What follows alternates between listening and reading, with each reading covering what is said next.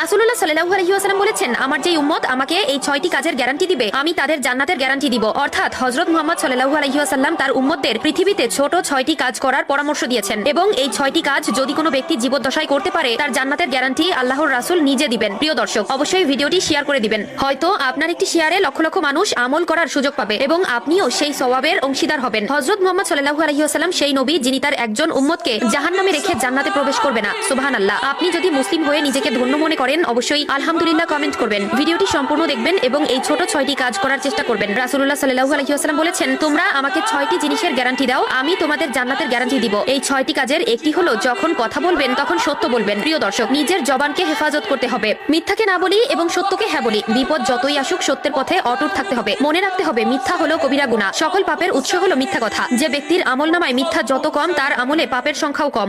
2 নম্বরে যে কাজের কথা বলা হয়েছে তা হলো কখনো কাউকে ওয়াদা করলে তা রক্ষা করা। কাউকে কথা দেওয়ার আগে অবশ্যই ভেবেচিন্তে দিবেন এবং কাউকে প্রতিশ্রুতি দিলে সেটা রক্ষা করার যথাসাধ্য চেষ্টা করবেন। যে কথা আপনি রাখতে পারবেন না সে কথা কখনো কাউকে দিবেন না। যে ব্যক্তি ওয়াদা ভঙ্গ করলো সে রাসূলের শাফায়াত থেকে বঞ্চিত হলো। 3 নম্বরে যে কাজের কথা বলা হয়েছে তা হলো যদি কেউ কোনো কিছু আমানত রাখে, তার আমানত রক্ষা করা। প্রিয় দর্শক, অন্যের আমানতকে নিজের সম্পদ মনে করে গ্রহণ করবেন না। আপনার কাছে যদি কেউ কিছু আমানত রাখে, সে পুনরায় ফিরিয়ে না নেওয়া পর্যন্ত তার সমস্ত দায়িত্ব আপনার হাতে। আমাদের নবী হযরত মুহাম্মদ সাল্লাল্লাহু আলাইহি ওয়াসাল্লামকে কাফের মুনাফিকরা আল আমিন বলে ডাকতো। এমনকি কাফের বেঈমানরাও তার কাছে আমানত রাখতো। অবশ্যই বিশ্বাসের ঘরে চুরি করবেন না, আমানতের খেয়ানত করবেন।